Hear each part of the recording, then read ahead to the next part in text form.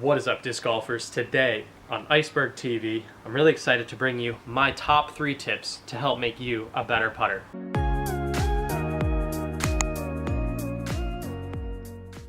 So the first tip that I want to talk about is going to be the grip. Now, a lot of people, especially when they're starting off, they don't know how to hold their putter.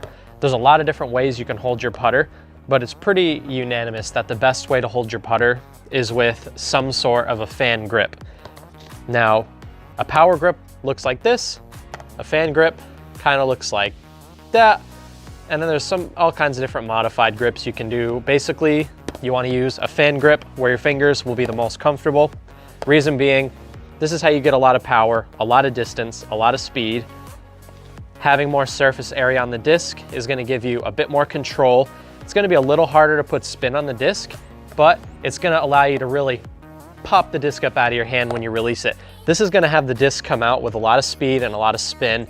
It's good for drives, but you want to have the disc really pop right up off your fingers, like a little pop when it leaves your hands. So having that fan grip is going to help you have that more ideal release. My dad putts with his finger right here up on the rim. I don't necessarily like that because I feel like it's sort of in the way when you're putting. So I like to drop that finger right down to where the crease of the finger is sitting right on my beaded KC AVR, right on the bead right there. So fan grip, finger there, boom. That's tip 1. Grip, fan grip. Don't use power grip when putting. It's probably not going to be the best. Now, number 2 is going to be your reach back when you putt. So a lot of people when they putt, I used to putt like this and I'm really trying to get out of putting like this, is coming to the chest and then boom, putting like that. So when you're putting, any motion that's not in the direction from you to the basket is probably not going to be the best motion. Any motions that are going in that lateral plane, you're going to miss left, you're going to miss right, and you're going to start running into more issues. But if you find yourself able to have more of a straight pull back and a straight follow through, the only miss you can really do from close range is going to be up and down.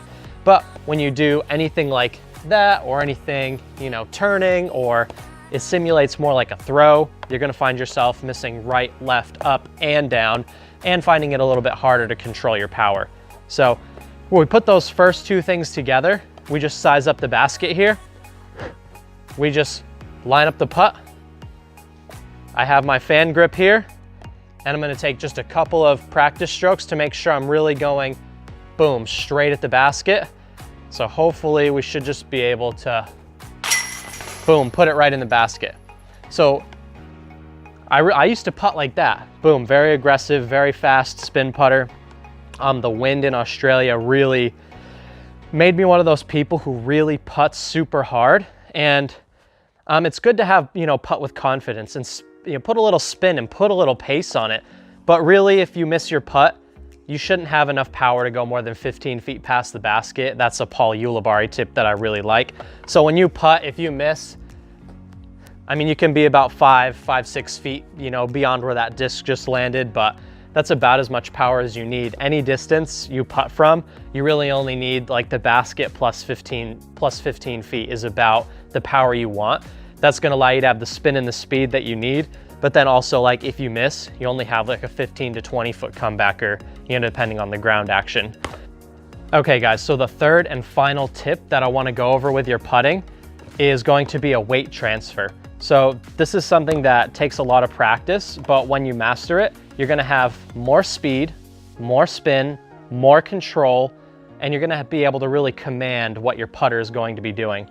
So we take the fan grip, we get in our putting stance, any grip that's comfortable for you, that's somewhat of a fan grip, and then we get in a stance that we're comfortable with, where we feel like we can really have a straight forward and back command over the disc. So we're not going across the body, we're coming down and boom, right up. Now what you'll realize when I'm putting is that I'm not just like this, boom. I'm not just like that. I'm leaning back on my back foot. I'm pushing off this back leg right here, and that's gonna put my momentum onto my front foot. I'm balanced on that front foot and I'm putting from that position. So I'm using that power from pushing off the back leg to make sure that I'm not using too much arm when I putt. So the more lower body you can put into that putt, the more control you're able to have with your upper body. So we want to make it a full body movement to have the most control. So we go, I kind of like to rock a little bit. When I'm really in the zone, I'll rock, do a couple of these to make sure I'm straight forward and back. And then I'll rock back and then boom, explode. Load and splode is what Nate Sexton calls it. So we really want to, again, I like to rock just a little bit to make sure I got that weight transfer, muscle memory ready to go. I reach back and I, boom, I pop through the disc, put it in the basket. So when we put it all together, all we're gonna do, we're just gonna look like this. Couple practice to make sure that we're going just straight forward and back, can't miss left, can't miss right, lean back, boom. So same thing. Always take your time between each putt. Make sure you do your routine properly every time you putt. Same thing every time. You really get into a rhythm. So we just load and explode every single time. I like to always make sure that I'm focusing on each and every putt. So rocking back and forth like that is something that I like to do, and sometimes it might look a little funny, but it guarantees that I'm gonna weight transfer because I'm not gonna forget my weight transfer because I'm rocking back and forth like that. And when you find yourself doing that weight transfer properly, you're gonna find it's so much easier you're just gonna toss the disc up and it's gonna come out of your hand with pace because you're putting your body behind it. So if you can master your grip, get that nice pop off the fingers because you have the fan grip, make sure you're going straight back, straight forward every single time you putt, and then doing a weight transfer. I promise you're gonna be more accurate. You're gonna be able to hit putts from further away, and you're gonna be a lot more confident disc golfer in general. So if you have any questions about that, leave it in the comment section down below. If you wanna check out some Iceberg TV merch, the link is down there as well. And if you wanna support the channel via Patreon, the link is down there as well. Thank you for watching. This is Iceberg TV, and take care.